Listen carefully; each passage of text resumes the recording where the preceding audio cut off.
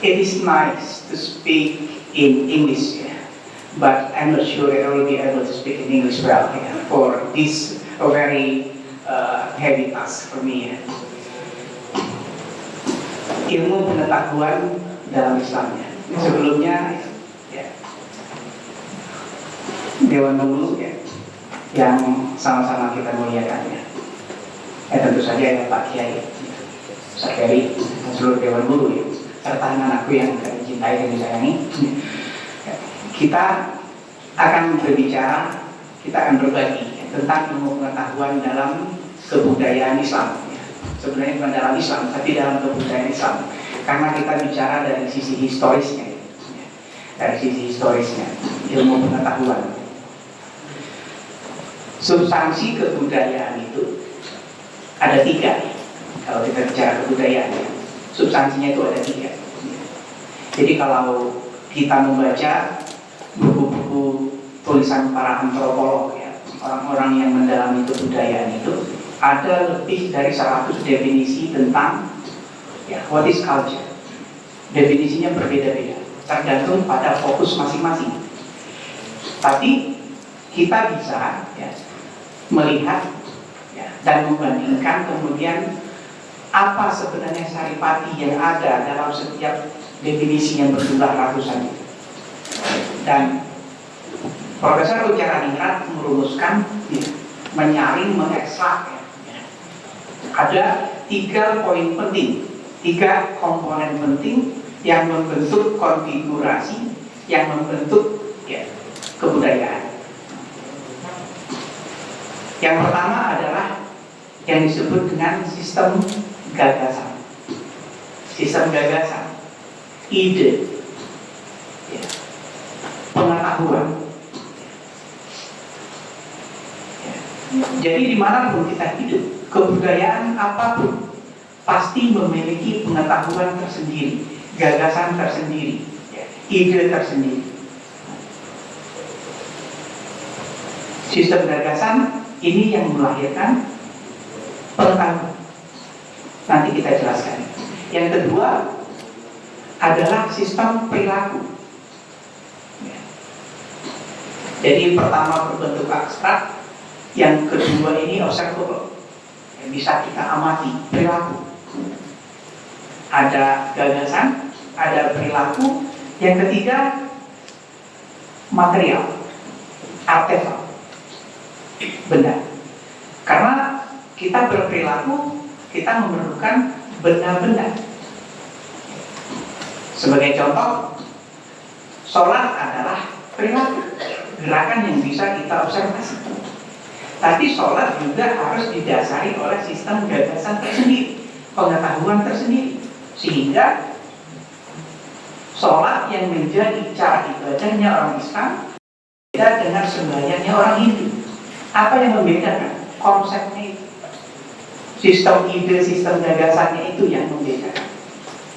Nah, karena konsepnya berbeda, perilakunya berbeda, kemudian apa? Benda-benda, material, barang yang diperlukan juga berbeda. Ya. Orang Islam tidak memerlukan dupa, tidak memerlukan api, sementara orang Hindu memerlukan itu.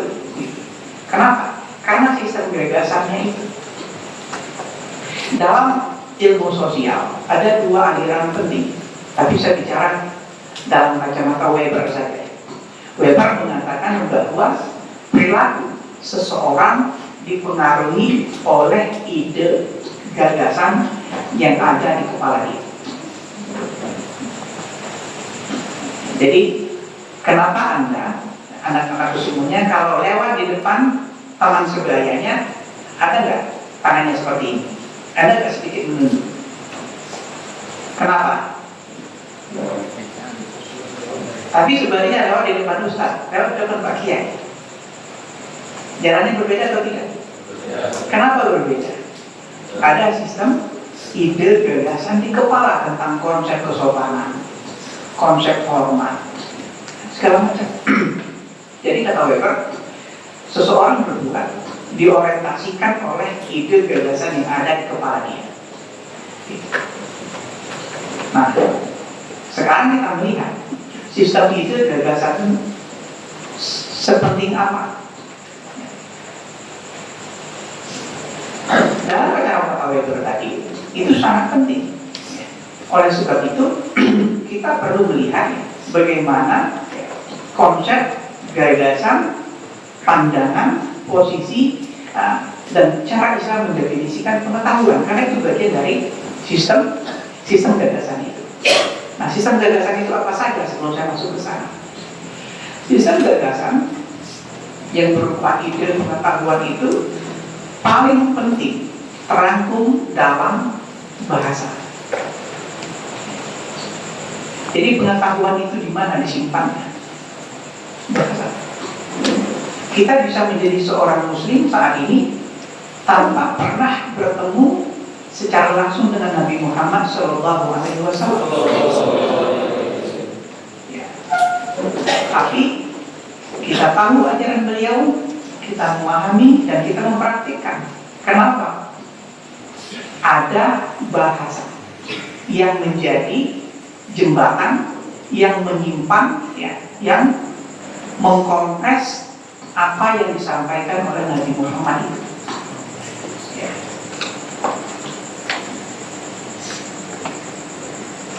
Konsep terkecil dari bahasa adalah kosa kata.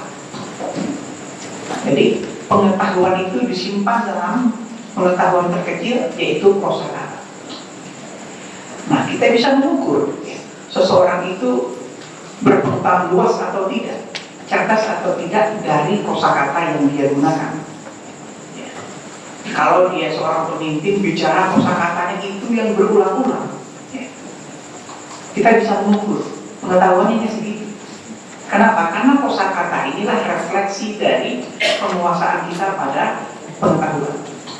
Kita tidak bisa berbicara, mengamati, menganalisis di luar dari kosakata yang kita miliki. Ya. Kalau antum semuanya berbicara ke anak TK, kira-kira rumit atau tidak? Karena perbedaan kosakatanya. Ya.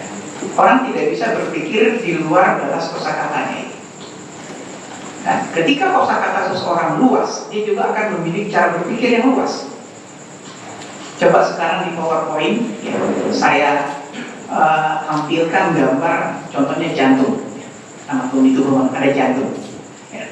Masing-masing kita berbicara. Saya bicara tentang jantung paling paling setengah menit. Ini jantung ada biliknya segala macam, selesai. Anda sering sama. Kenapa kita tidak bisa bicara banyak tentang jantung? Kita kekurangan kosakata untuk menjelaskan tentang jantung. Tapi coba kita panggil profesor spesialis jantung, mungkin 2 jam cukup waktunya untuk menjelaskan jantung itu. Kenapa? Dia banyak memiliki kosakata tentang benda itu.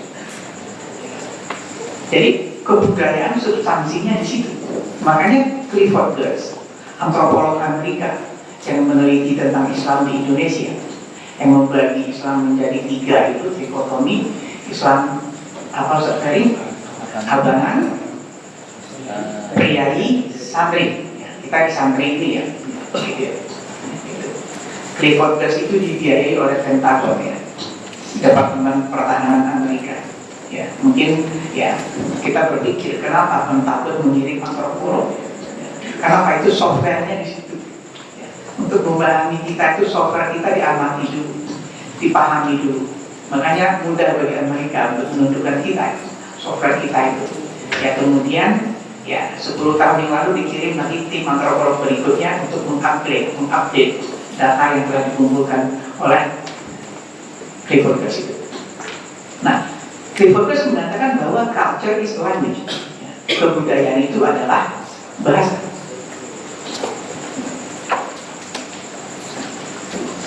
Bahasa adalah gudang storage dari pengetahuan.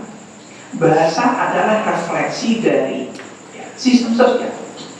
Kalau kita bicara bahasa Arab contohnya, kita bicara tentang gender dengan penekanan yang begitu detail. Ini kosakata untuk laki-laki, ini untuk perempuan, ini untuk perempuan 1 orang atau 2 orang, 3 orang dan berikutnya. Kalau kita bicara tentang bahasa Jawa sebagai contoh tentang Clifford Geertz, Ya, kita bicara tentang hierarki. Ya, ada level-level di sana. Jadi itu refleksi dari kultur Jawa dan hierarkis yang bertingkat-tingkat. Ya, ada untuk orang yang lebih tinggi, ada untuk sebaya, ada orang lebih rendah. Kalau bahasa Arab, gender. Jadi bahasanya terpenting. Kita tidak bisa menganalisis di luar kapasitas bahasa yang kita miliki. Kalau belajar bahasa Inggris, ya, level intermediate itu berapa? Level intermediate itu kalau nggak salah 3.000 kosakata. 3.000 kosakata itu baru level intermediate. Ya. Kalau advance 5.000. Jadi kalau kita menguasai 5.000 kosakata dalam bahasa Inggris, nanti coba dihitung, ya, berapa banyak ya? Ya, kosakatanya. Gitu. Jadi kenapa kita tidak lancar bicara bahasa asing? Karena kekurangan kosakata, bukan karena kita cerdas atau tidak cerdas, tapi karena kosakata itu. Sehingga kita tidak bisa berpikir, berbicara dan menyampaikan dalam bahasa asing itu. Kosakata ini. Maka mulai sekarang, ya, tahu pentingnya bahasa kan? Bahasa itu berada sebagai core of the core, katanya kata pelawak itu ya, sebagai core of the core kebudayaan itu. Makanya orang-orang yang menguasai banyak bahasa adalah orang-orang yang berpengetahuan sangat luas. Haji Abu Salim orang Indonesia. Saya di London diajar oleh Profesor Aziz Azmi, orang Arab, alumnus Oxford, ya, warga negara Inggris. Dia menguasai 5 bahasa asing. Jadi berjam-jam di kelas itu kita nggak ngantuk. Dia orang Arab, Inggris, Prancis, Jerman, Latin. Saya asistennya, ketika kali ngajar dia panggil saya, ya, Andri, please help me find these references. Saya harus berjibaku mencari referensinya itu. Kenapa? Karena saya harus ke British Library, saya harus ke Sierra House, kemana-mana. Kadang-kadang jurnal itu terbit 100 tahun yang lalu. Saya cari, mengumpulkan begitu banyak dokumen. Tapi kita sangat menikmati.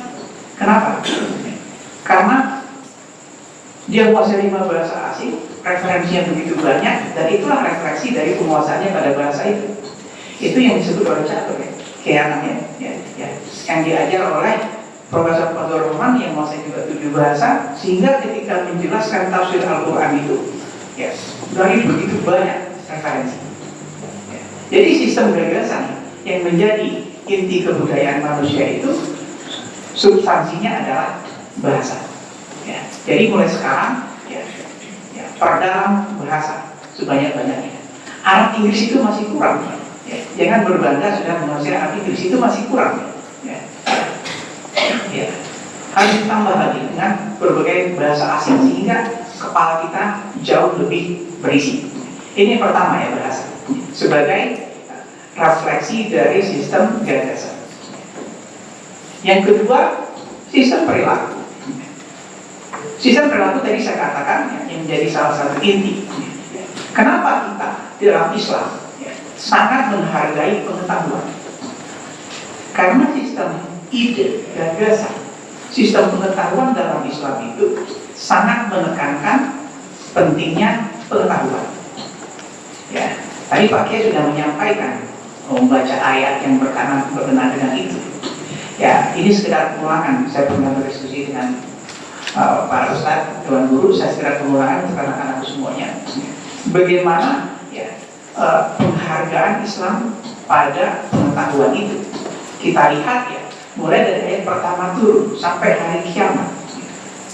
Apa kosakata yang digunakan oleh Al-Quran? Ayat pertama turun, Iqra. Di tengah masyarakat yang masih berbasis kepada orality, masyarakatnya tidak bisa membaca, menulis suatu ayat malah, tapi disuruh membaca. Islam melakukan lompatan yang begitu besar. Ini yang pertama ayatnya, secara sekilas yang saya sampaikan, saya ulangi. Pertama itu basis dari peradaban Islam itu. Kemudian isi Al-Quran berikutnya sangat banyak kan yang berisi apresiasi terhadap ilmu pengetahuan dan juga dalam hadis. Kul halaisal ladina ya'lamun aw ladina la ya'lamun. Yarfa'illahu ladina amanu minkum wal ladina utul ilma darajat, dan banyak sekali. Jadi itu satu kontinum ya, satu rentetan ya, logika paradigma yang dibangun oleh Islam, sistem gagasan dalam Islam untuk meletakkan pengetahuan sebagai core kebudayaan itu. Hadis banyak sekali kan. Man arada dunia faqad yadini wa man arada akhirah faqad yadini wa man arada ma faqad yadini, dan berikut. Bukan hanya itu, posisi orang menuntut ilmu. Ya. Masalah atau ikon yang kami sufi ilman, bukan hanya ilmunya, tapi orang yang menuntut ilmu. Jadi sistem perilakunya pun didukung oleh ya, masalah jadi terlebih ini bisa dia. Ya. Jadi begini Islam. Ya. Terus Nabi ketika meninggal warisannya apa? Al-Quran dan hadis. Itu kan sistem gagasan, sistem pengetahuan. Nah, Nur Anbiya, kami para nabi tidak mewariskan dinar wa dirham, kata Nabi. Para nabi itu tidak mewariskan material, yang diwariskan sistem gagasan pengetahuan itu. Nah, Al-Quran dan hadis bagaimana caranya agar bisa dipahami? Dia pahami. Dibaca, diikro kan? Dibaca, dipahami. Makanya pewaris Nabi siapa? Ulama. Rentetan, satu rentetan itu. Pewaris Nabi itu kan orang kaya. Iya. Bukan raja, bukan presiden. Pewaris Nabi itu adalah ulama. Itu satu rentetan, mulai dari Iqra, penghargaan Al-Quran dan hadis, kemudian Nabi meninggal, warisannya apa, kemudian pewarisnya adalah ulama. Ya, sekedar kita jauh berikutnya ke akhirat, apa? Iqra kita masih membaca. Di akhirat kita dikasih baca buku. Ya. Kata binafsi kalian ma'alika haji. Jadi kita melihat core peradaban Islam adalah pengetahuan. Ya, dia membangun sistem gagasan dan juga sistem perilaku. Ya. Anak-anakku semuanya datang ke sini dalam fisabilillah, dan itu akan mempermudah ya, untuk masuk surga nanti. Luar biasa penghargaan. Amin. Kalau nggak salah Ali bin Abi Thalib mengatakan ya, orang yatim itu bukan yang mati, ya, orang tuanya, tapi ya, ini untuk melihat ya, bagaimana sistem gagasan Islam itu menempatkan pengetahuan berada pada core of the core-nya itu ya, sebagai substansi. Dengan itulah kita bergerak. Nah, jadi inilah sistem yang dibangun oleh Islam. Ya. Ditempatkannya ya, pengetahuan sebagai salah satu elemen pokok komponennya untuk ya, membangun kebudayaan peradaban. Nanti kita lihat ya, kita bicara sejarah sekarang gitu. Nah, kemudian satu lagi tadi sistem material. Ya, jadi sistem gagasan tadi, kemudian sistem perilaku itu melahirkan material. Ada rumah, ada gedung, apalagi ada produk-produk, berbagai produk teknologi. Ya. Para antropolog barat itu selalu menggunakan teknologi sebagai tolok ukur kemajuan. Kenapa?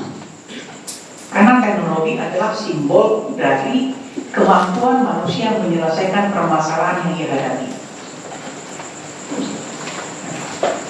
Jadi tidak ada satupun produk teknologi untuk mempersulit, karena semuanya pasti untuk mengatasi permasalahan. Makanya kalau ya anak-anakku semuanya membaca, coba baca buku Study of History. Ustaz Ferry punya media cetak itu ya, karena saya kalau perlu juga tentang Ustaz Ferry ya. Di sana dia menjelaskan perkembangan sejarah itu berdasarkan teori namanya challenge and response theory. Teori yang menjelaskan perkembangan sejarah peradaban berdasarkan tantangan dan respon. Semakin berat tantangan akan semakin besar respon yang harus kita berikan. Kalau tidak, kita tidak bisa bertahan. Kita akan punah, kita akan musnah. Jadi makanya kita di sini bisa melihat bagaimana daerah-daerah ya, yang tantangan alamnya begitu berat, begitu besar, ya, itu cepat maju. Kenapa? Karena dia tertuntut oleh alam untuk bisa bertahan hidup sehingga memberikan respon yang jauh lebih kuat.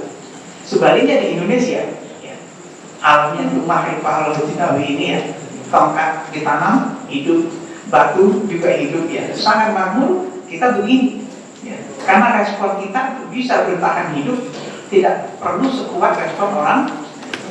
Jadi di sini ya, mudah-mudahan ini poin pertama yang ingin saya sampaikan. Ya, kita perlu ya, memahami bahwa substansi dari kebudayaan ada 3, dan diantara itu yang terpenting adalah bahasa. Produk-produk teknologi digunakan untuk mengukur ya, tingkat kemajuan suatu bangsa. Tapi kita tidak terjebak kepada kultur material yang seperti ini. Kenapa? Kita tetap menggabungkan aspek material dengan aspek spiritual. Kita membutuhkan itu. Kenapa? Karena material semata tidak mampu menemukan arah kehidupan. Ada kasus menarik ya. Profesor Goodall dari Perth ya. Dia penerima Australian Medal. Itu medal tertinggi di bidang pengetahuan untuk top scientist ya. Dia menerima itu. Ya. Nggak ada lagi. Dia sudah terkenal, kaya raya. Tapi kemudian dia minta disuntik mati. Minta disuntik mati. Dia katakan, saya untuk apa lagi hidup? Semua prestasi sudah saya raih sebagai top scientist. Untuk apa saya hidup? Dia minta disuntik mati. Hukum Australia tidak membolehkan suntik mati. Akhirnya apa? Ada satu negara di dunia, ada 2. Satu di Swiss yang paling populer, yang membolehkan euthanasia, suntik mati. Dia terbang dari Perth ke Swiss hanya untuk menjemput kematian. Ya, diantar oleh anak-anaknya. Ya. Sampai di Swiss, ya, ditanya, apakah Anda serius datang ke Swiss untuk disuntik mati? Dia menjawab, kalau untuk itu, kalau selain untuk itu, untuk apa saya datang? Mantap hatinya minta disuntik mati. Anak-anaknya ditanya, gimana perasaan Anda, orang tua Anda datang ke sini untuk disuntik mati? Anaknya menjawab, ya, saya bangga dengan bapak saya telah berani mengambil keputusan penting dalam hidupnya. Bangga ya.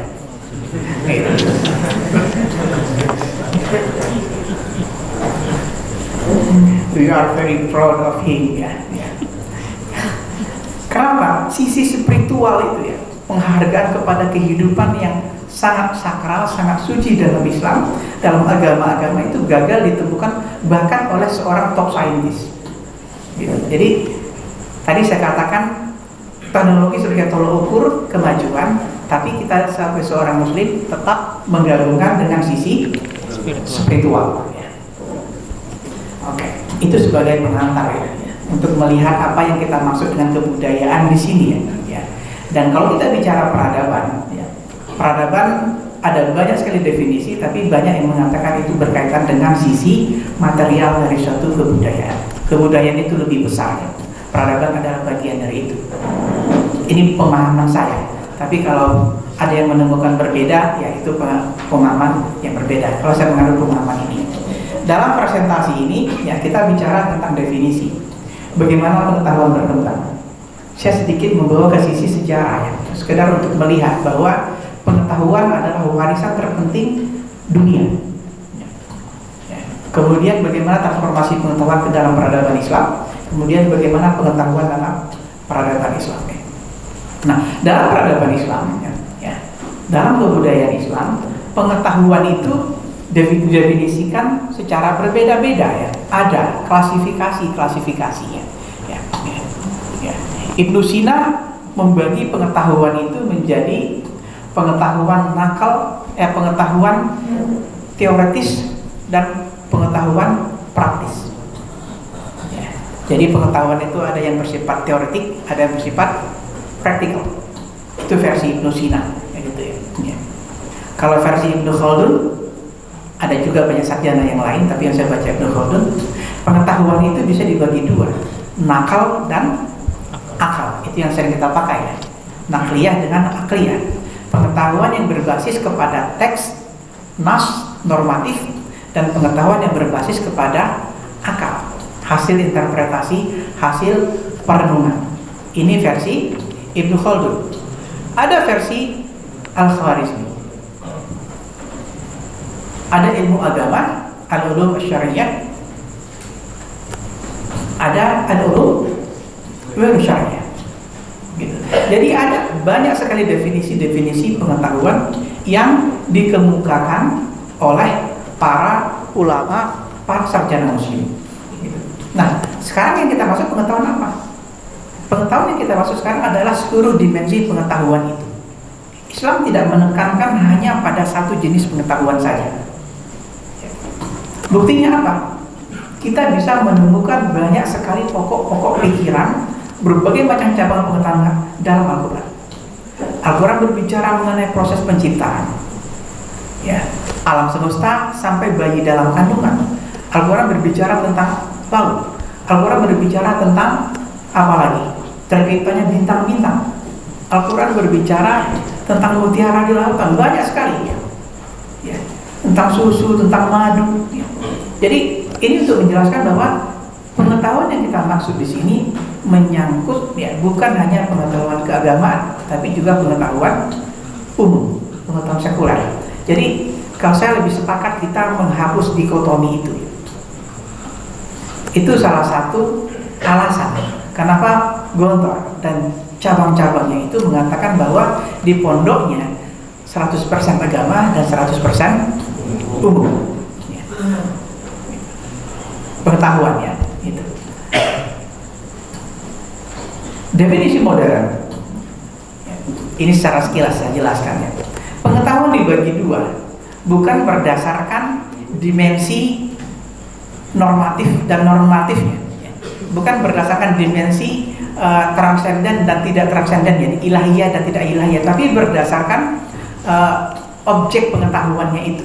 Makanya ada dua istilah penting, soft science dan hard science. Soft sciences itu pengetahuan lunak, dan hard sciences. Apa bedanya? Soft sciences itu berkaitan dan hard sciences itu berkaitan dengan tingkat kebenaran yang bisa diraih. Ya. Kalau dalam soft sciences kita tidak bisa menghasilkan pengetahuan kebenaran dengan tingkat kebenaran yang pasti, mencapai level hukum, ya. Tidak bisa. Semuanya bersifat, ya, longgar, fleksibel. Makanya kita bicara tentang tafsir. Contohnya, ada nggak ahli tafsir mengatakan ini yang paling benar, yang lain salah? Enggak. Imam Syafi'i sendiri mengatakan pendapat saya benar, yang lain salah. Tapi pendapat saya juga boleh jadi mengandung kesalahan. Itu soft, ya, lunak. Kenapa? Karena pengakuan pada tingkat kebenarannya itu tidak sampai pada level hukum. Hukum itu adalah, ya, suatu pernyataan yang hampir tidak mungkin bisa dibantah lagi. Itu yang hard science. Teori gravitasi itu sudah sampai pada level hukum. Anda nggak yang mencoba melempar benda ke atas langsung terus ke atas, nggak turun-turun ke bawah? Nggak ada, kan? Anda nggak yang mencoba menyiram air tapi mengalirnya ke atas terus nggak ke bawah? Nggak ada, kan? Di reading Anda nggak membaca kisah anak muda yang ikut di congregational prayer, ya, in nature itu. Ada, kita di Gontor dulu ada cerita tentang anak muda, ya, kuliah di bidang fisika, di bidang eksakta, ikut pengajian di gereja, misa di gereja, ya. Pendetanya bercerita tentang kisah penyeberangan Nabi Musa, ya, Exodus itu, ya. It was very simple, ya, man, ya. Simple sekali katanya. Nabi Musa mengangkat tongkatnya, dia pukulkan ke laut, tiba-tiba air laut mengalir ke atas, laut terbelah. Anak muda tadi, ya, mahasiswa jurusan fisika membantah, tidak mungkin air mengalir ke atas, ya, bertentangan dengan, ya, it was against of the gravity law of gravity, nggak mungkin terjadi katanya. Dia membantah dalil agama itu, ya. Tapi jawaban pastornya apa? It had happened 3,000 years before the law of gravity was discovered. Ya, You just sit down young man, katanya. Kamu anak muda duduk saja. Ini terjadi 3000 tahun sebelum hukum gravitasi ditemukan. Ya. Ini untuk mengejek ya orang-orang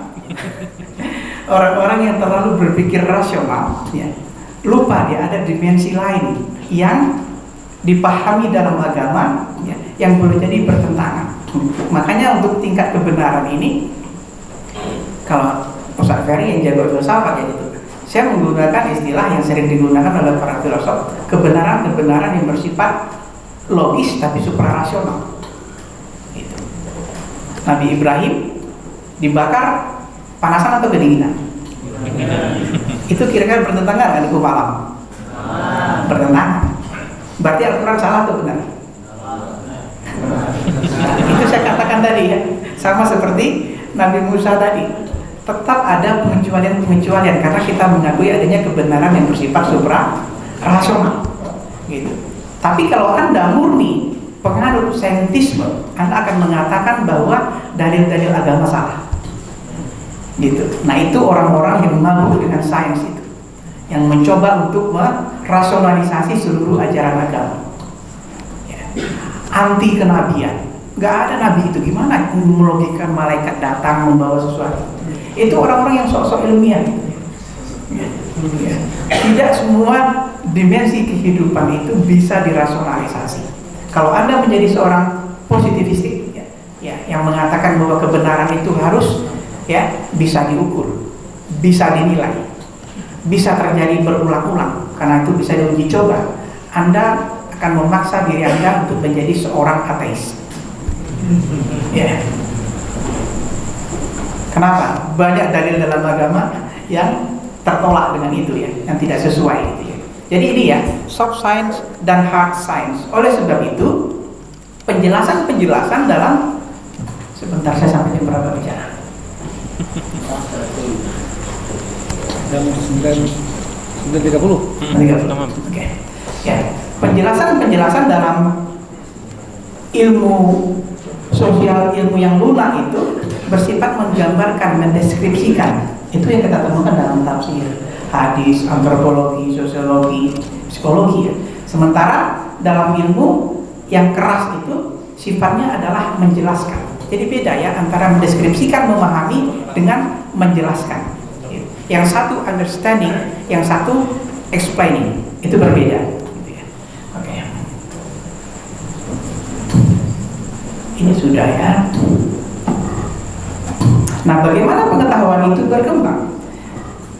Yang dilakukan, yang diterima oleh orang Islam adalah pertama warisan dari peradaban sebelumnya.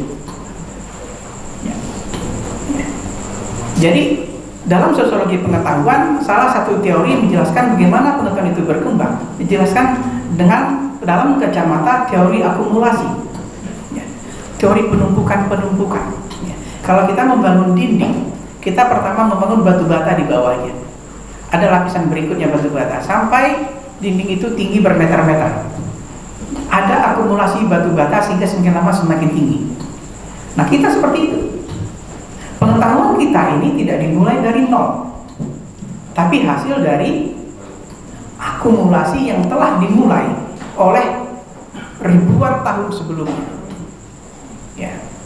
Generasi yang sebelumnya, mereka yang membangun. Nah, kita ya menambah. Jadi kita berada di pundak orang sebelumnya.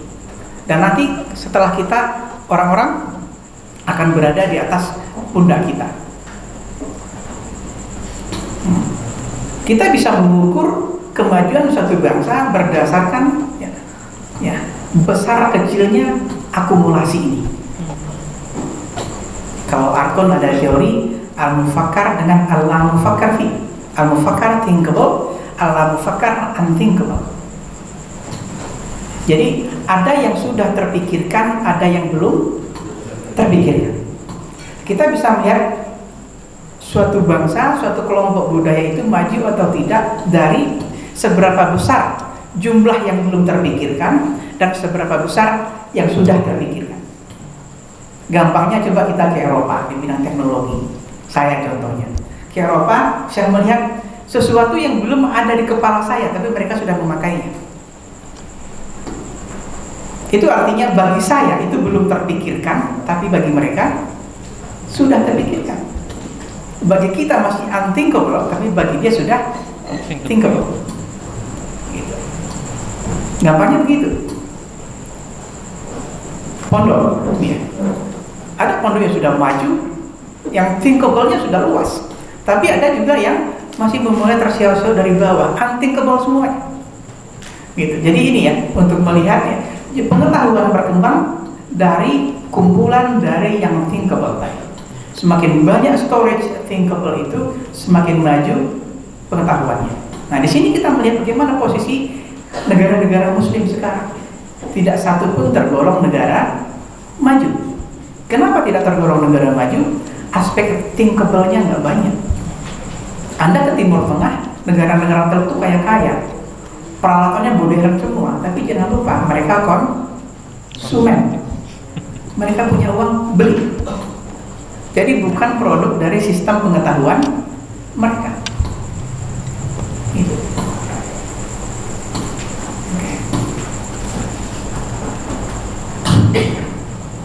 Jadi pengetahuan berkembang karena itu. Ada juga karena teori krisis. Ketika pengetahuan itu mentok, mentok, terjadi pembalikan. Ya. Ada yang mau baca, silakan baca bukunya The Structure of Scientific Revolution. Karangan Thomas Kuhn. Itu tentang philosophy of science. Saya yakin Ustaz Ferry punya bukunya itu ya. Ustaz Amin KA punya. Oh punya ya. Saya membacanya dalam edisi Arab ya. Saya tidak membaca edisi Inggrisnya, di Kairo dulu edisi Arabnya saya punya. Ya. Nah, di sana dijelaskan bahwa pengetahuan berkembang karena adanya krisis. Ketika krisis ya terjadi dobrakan, gitu. Ya, pecah hambatan itu, gitu. Sehingga ya, dari geosentris ke heliosentris, gitu. Itu awalnya krisis. Baru kemudian berkembang dan berdampak kepada pengetahuan yang lain, gitu ya. Secara sekilas ya, saya sampaikan ya. Pengetahuan yang kita warisi kawasan Muslim. Jadi dari abad ke-8 sampai abad ke-14 ya, itu negara-negara Muslim, bukan negara Muslim ya, kawasan peradaban Islam adalah yang paling maju di dunia. Ya, dari abad ke-8 sampai abad ke-14. Tapi Islam tidak memulai dari nol. Kenapa? Islam mewarisi dari peradaban sebelumnya. Apa peradaban sebelumnya? Pertama Mesir kuno. Ya. Ingat bahwa peradaban ilmu pengetahuan muncul itu di kawasan timur, bukan di barat. Bukan di barat. Jadi kalau mengatakan pengetahuan selalu merujuk ke Yunani, itu bagian dari ya, kebohongan sejarah. Ya. George Sarton yang menulis buku The History of Science itu di jilid pertamanya itu ya judulnya apa? Kalau saya membaca edisi Arabnya lagi ya, Al-Ulum fil Masyriq Al-Qarib. Ya. Gempar barat. Mereka tidak bisa menerima ilmu itu dimulai dari timur. Ya. Karena bagi mereka ilmu itu dimulai dari barat ya. Nah, Mesir kuno. Ya, bagaimana Mesir kuno? Ya. Merangkum pengetahuan mereka. Mesir kuno selama 3000 tahun itu memiliki 3 jenis huruf: hieroglif, hieratik, demotik. Bayangkan luas makanya ya. Saya Ustaz Anang ya, di Mesir ya, melihat ya, warisan Firaun itu geleng-geleng kepala ya. Mudah-mudahan kita ke sana, ada yang ke sana lagi nanti ya. Anda semuanya kalau ke Luxor itu lihat obelis, tubuh pensil itu granit 33 meter tingginya. Batu granit tidak disambung sama sekali. Di mana dapat batu yang panjang ini? Dan pemotongannya licin seperti kita motong agar-agar. Sedikit pun miring-miringnya gak ada, sangat simetris. Apa alat potongnya itu? Jadi kalau Fir'aun itu sering disebut dalam Al-Quran itu wajar karena khazanah pengetahuannya itu. Ketika itu ya mungkin superpowernya. Batu pilar sebesar drum 2 pelukan orang dewasa berdiri sama ribuan tahun. Di Abu Simbel kuil itu sebelum dipindahkan ketika membangun dam asuhan itu, ya, bisa kita bayangkan Firaun patungnya itu di tengah, di seluruh dinding sekelilingnya di atas tuh ada ventilasi. Tanggal dia dilantik sebagai Firaun setiap tahun, ya. Ya, itu cahaya matahari yang masuk dari ventilasi pas di keningnya. Sampai sekarang orang nggak tahu ilmu falaknya, matematiknya seperti apa canggihnya Firaun. Bayangkan dari ventilasi ini setiap tahun di tanggal itu cahaya matahari pas di kening. Ya, dia bersimbol itu. Sebelum dipindahkan ya karena terendam oleh bendungan asuhan. Itu pengetahuan. Makanya ya, Al-Quran mengabadikan kebudayaan secara begitu banyak, yang begitu luar biasa. Ya, itu karena apa? Karena dia punya kelebihan. Kelebihan Firaun itu ya, pengetahuannya itu luar biasa. Ya. Secara sekilas saja ya. Kemudian ke Babilonia. Apa warisan Babilonia terpenting? Babilonia mengajarkan pada kebudayaan manusia untuk menetap. Orang dulu sebelumnya berpindah-pindah. Ya. Jadi ini how to settle. Ya. Awal mula peradaban itu dimulai dari menetap. Makanya bahasa Arab namanya apa? Hadar. Hadir. Saya di sini kan. Dipanggil hadir. Ya di sini kita menetap. Makanya namanya hadar. Kalau masih berpindah-pindah, ya, badawa itu nggak ada, nggak berkembang peradaban, nggak bisa akumulasi. Ya. Kenapa? Pindah ke sini, pindah kemana-kemana, jadi nggak bisa. Tapi kalau sudah menetap, ini ya kata Whitehead itu salah satu temuan penting dalam sejarah peradaban manusia. Kenapa? Dari menetap itu berdampak ke yang lain. Terbentuk desa, terbentuk kecamatan, terbentuk kabupaten kalau dalam bahasa kita, terbentuk negara. Dan manusia kemudian ya mulai ya membangun ya industrinya, membangun peternakannya, ada domestikasi ya, penjinakan hewan-hewan. Jadi jangan dikira itu sepele, itu penting. Manusia butuh waktu ribuan tahun untuk memutuskan menetap itu. Dan manusia mulai bercocok tanam. Ya. Apa lagi temuan penting? Roda yang menjadi prinsip dasar hampir seluruh produk teknologi. Roda ini bukan berarti roda ban ya. Memang awalnya itu, tapi kemudian ya mesin ada nggak sistem lingkarannya? Kan ada beltnya semua kan. Jam ada nggak dalam penggeraknya berbentuk bulat kan banyak. Kan? Hampir semua produk-produk teknologi di dalamnya ada sistem roda. Itu ditemukan di Babilonia, ya ribuan tahun sebelum Masehi. Ya. Ya. Ya. Dan jangan lupa ya. Semua produk-produk pengetahuan ini disimpan dalam bahasa. Ya. Saya suatu ketika di Musée du Louvre di Paris ya, jalan dengan profesor saya orang Prancis. Ya. Dia menguasai bahasa kuno, Suryania, hieroglif, Aramaik. Dia 2 kali doktor di bidang Near East, Ancient Near East. Ya. Dulu namanya Near East ya, Timur Dekat, bukan Timur Tengah ya. Jadi kalau dia ngajar saya di kelas itu dia nulis hieroglif itu lancar, Aramaik Suryani itu lancar. Itu enaknya kalau kuliah dengan orang seperti itu. Jadi ketika dia sedang berjalan di Musée du Louvre itu, saya tidak tahu sedang lewat di samping Tugu Hammurabi yang memuat Hammurabi Code. Pernah membaca hukum Hammurabi nggak? Di sejarah. Ya. Hukum Hammurabi itu. Itu berisi ratusan hukum. Yang mengatur perilaku manusia. Dia manggil saya, Andi, come here. Do you know that the content of this code is very close to Quran? Ternyata hukum Hammurabi itu isinya sebagian ada yang dilanjutkan oleh Al-Quran. Yeah. Could you please translate some of them to me? Yeah. Contohnya katanya, anak yang durhaka dihukum. Ada nggak dalam Al-Quran? Orang yang berzina dirajam, ada nggak dalam Al-Quran? Orang yang mencuri potong tangan, ada nggak dalam Al-Quran? Orang yang membunuh dibunuh. Ya. Jadi secara normatif, ya, contoh, saya bilang oke, ya. Dia bisa membaca itu. Ya. Jadi aspek nilai moral dalam Al-Quran sebagian juga ada kelanjutan dari peradaban sebelumnya. Ya. Contohnya apa yang tercantum dalam Hammurabi Code tadi. Ya, kemudian peradaban yang lain ya sekilas ya. India. Bagaimana di India? Ya. Ada semuanya anak-anak itu pernah mendengar istilah Arabic numeral, Roman numeral. Ya. Yang kita pakai, yang kita sebut huruf Roman itu, kalau bahasa Inggrisnya adalah Arabic numeral.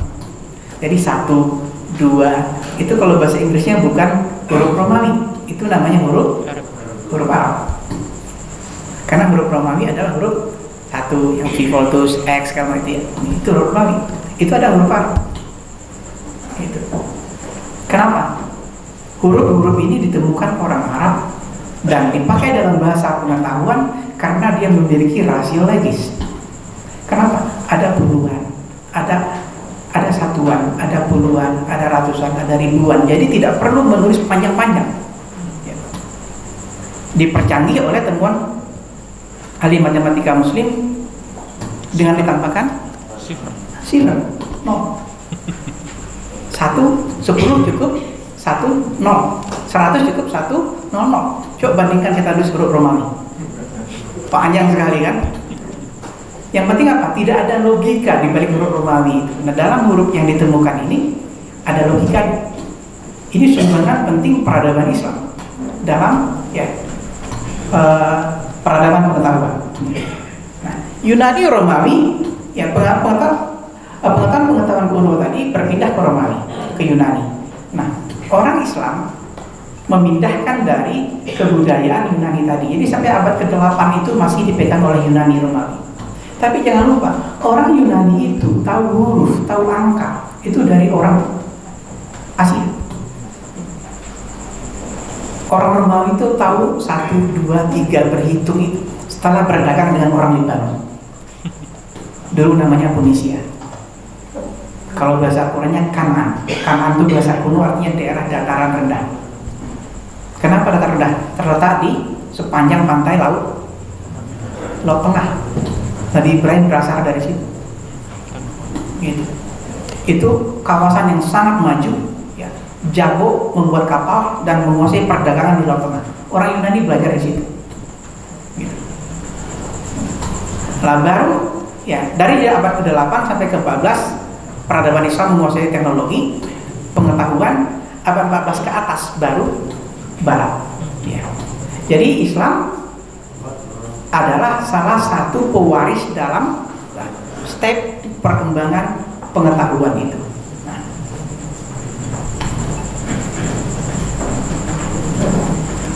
pengetahuan tadi saya katakan disimpan dalam bahasa, dan bahasa yang lebih awet disimpan dalam buku. Ya. Ada 2 kecelakaan penting ya, dalam sejarah pengetahuan: terbakarnya perpustakaan Alexandria dan terbakarnya perpustakaan satu lagi apa? Baghdad, yang dibakar oleh Mongol itu ya. Ya. Seorang filosof Barat mengatakan seandainya perpustakaan Alexandria ya, dan perpustakaan Baghdad itu tidak dibakar, manusia sampai ke bulan 2 abad lebih awal. Kenapa? Karena banyak pengetahuan yang kembali dimulai dari nol. Warisan yang sudah ditulis dalam buku itu hilang. Itu pentingnya kita membaca dan juga menulis. Qayyid suyudaka bil hibalil wafiqah. Hafal mahfuzatnya ya.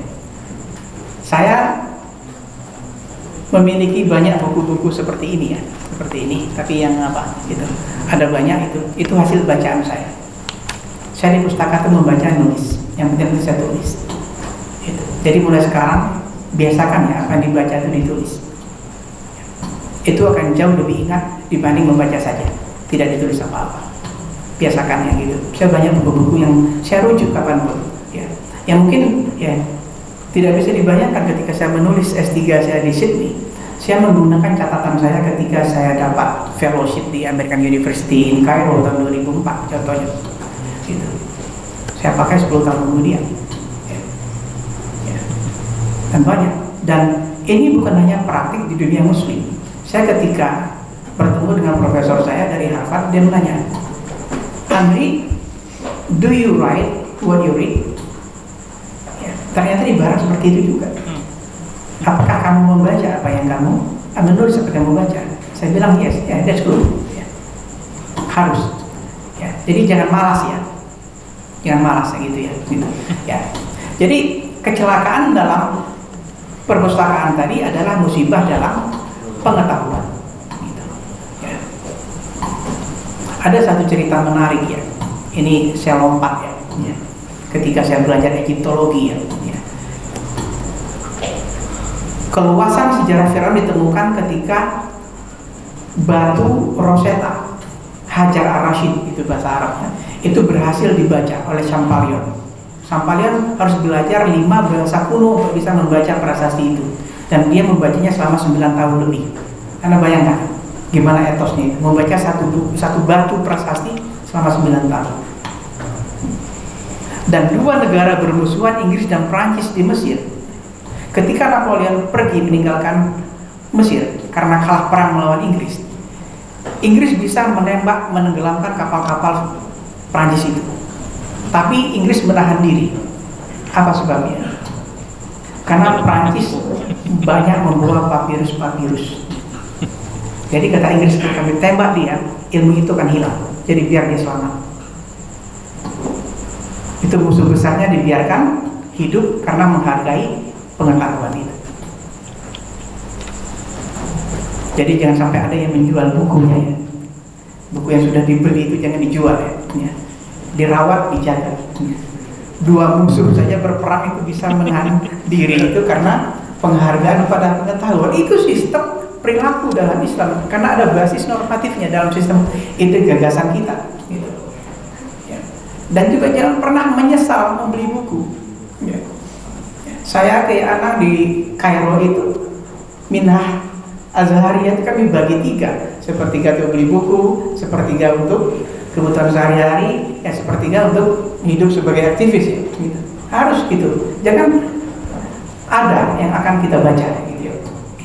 Nah, bagaimana perilaku orang Islam terhadap pengetahuan itu ya? Saya ambil contoh. Al-Mansur.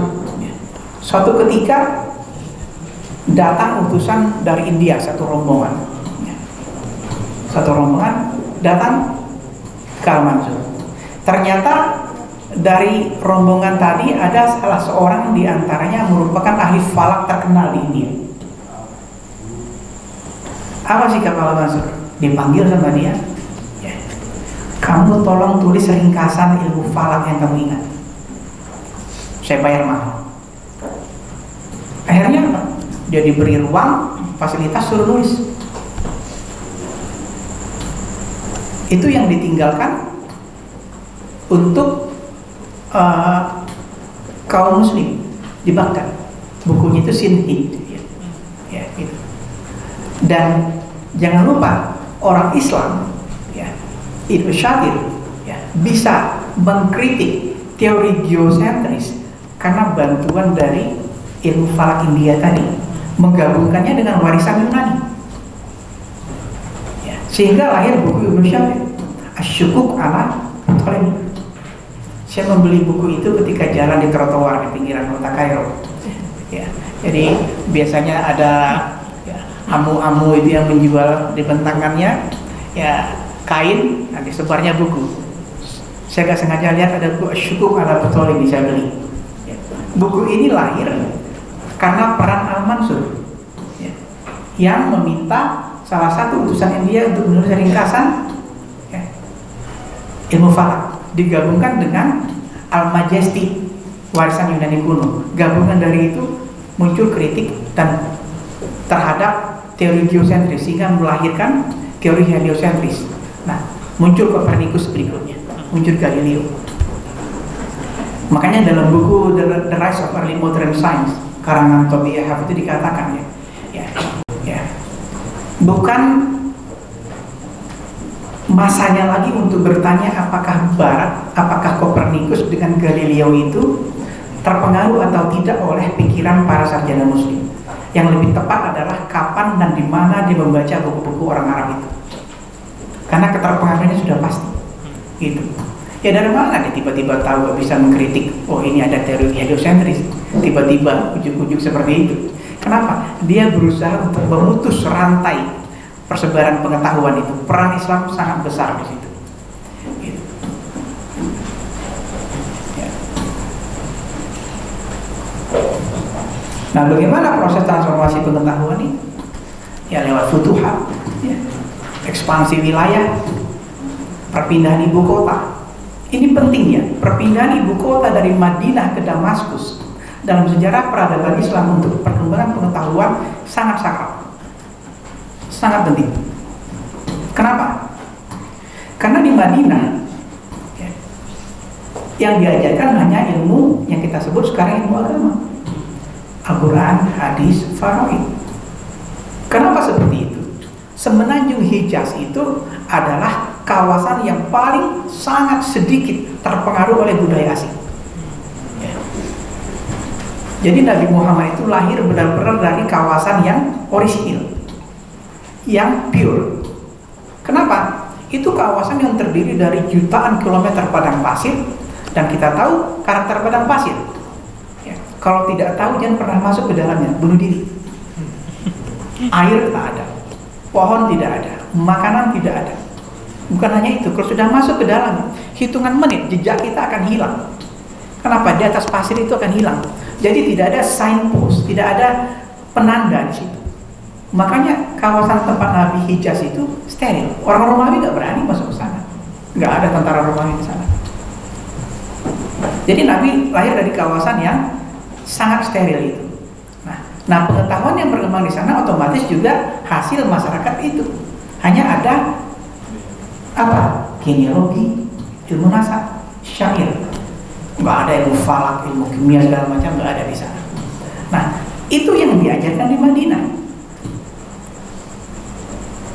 Ketika terjadi futuhat, ya, penaklukan berbagai kawasan lain oleh pasukan Muslim, kita bersentuhan dengan hal-hal yang baru yang tidak pernah ditemukan sebelumnya di Madinah. Jadi ketika ibu kota dipindahkan oleh Umayyah dari Madinah ke Damaskus, ya, dan bersentuhan pengetahuan baru, apa yang terjadi? Yang sebelumnya pengetahuan itu bersifat sakral, suci. Sekarang banyak pengetahuan yang baru. Terjadi desakralisasi pengetahuan. Itu sangat penting. Ya. Dari mana kita lihat pentingnya? Kedokteran adalah salah satu cabang yang paling pertama kali diterjemahkan di masa Umar bin Abdul Aziz. Ya. Mungkin anak-anakku tahu semuanya. Sebelum buku terjemahan di bidang kedokteran dilempar ke publik, Umar bin Abdul Aziz sholat istikharah 3 minggu berturut-turut, buku ini halal atau haram dibaca. Sekarang ada nggak yang pergi ke toko buku? Buku ini halal atau enggak ya? Istikharah dulu. Itu tuh mendobrak ya itu psychological break itu di situ. Itu pentingnya proses desakralisasi itu. Jangan dikira mudah itu. Untuk menerima kimia, falak, apalagi kedokteran segala itu baru semuanya. Itu kita butuh meruntuhkan dinding batas kesucian. Ya. Dan meruntuhkannya itu bukan hanya dengan logika, tapi juga dengan istikharah. Itu di situ pentingnya. Maka ada kebijakan politik dari penguasa untuk mengembangkan pengetahuan ini. Karena dia milik publik. Ini kekhasan keunggulan kawasan Muslim dibanding kebudayaan lain seperti Hindu, Buddha, di mana budaya tulis baca menjadi hak kaum elit, kaum sastra. Kalau kita tidak kan, dari kalangan bawah sampai kalangan atas punya akses yang sama. Saya sering menyampaikan berkali-kali, Ibnu Nadim yang menulis Al-Fihris itu adalah seorang penjual buku. Dia bukan seorang profesor, dia bukan seorang syekh. Dia penjual buku, wal warok, penjual buku, tukang kertas, gitu. Tapi menulis buku katalog pertama yang memuat katalog ribuan buku. Dia membaca semuanya. Ini tradisi. Sistem gagasan membentuk sistem perilaku. Dulu pernah saya sampaikan ya kepada para asatid, gimana pengalaman saya lagi-lagi ya kamu yang jual buku di pinggiran kota Kairo ya, menjual buku, ada buku bagus, ada buku yang sudah kuning kertasnya. Yang masih bagus hanya berapa gene, anggaplah biar bagene, biar bak Junai ya 4 pound sterling, sementara yang jelek ini 6 pound sterling.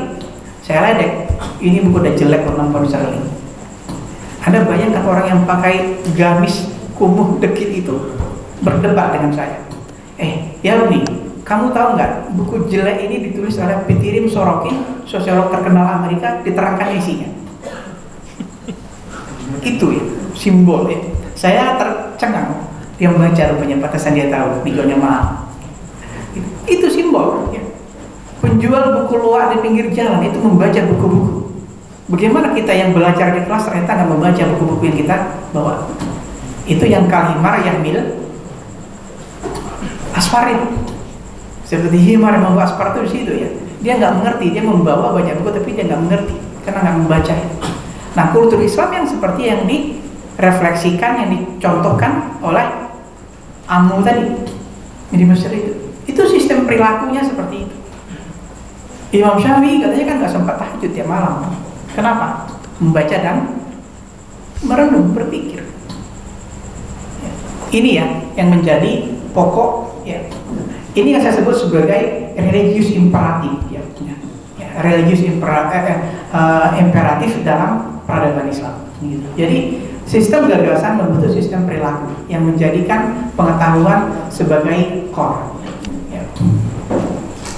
Sebagai kesimpulan, karena sudah lewat waktunya 5 menit, manusia adalah mikrokosmos, alam makrokosmos. Pengetahuan adalah jembatan yang menghubungkan manusia dengan alam itu. Oleh sebab itu, Islam membentuk sistem gagasan dan sistem perilaku untuk menghubungkan itu. Ya. Maka menghasilkan perilaku, menghasilkan budaya material dan segala macam. Dengan itulah kita hidup. Dan itulah umat yang unggul. Khairu ummatin ukhrijat linnas itu di situ. Saya kira cukup demikian. Ya, terima kasih atas waktu yang diberikan. Assalamualaikum warahmatullahi wabarakatuh.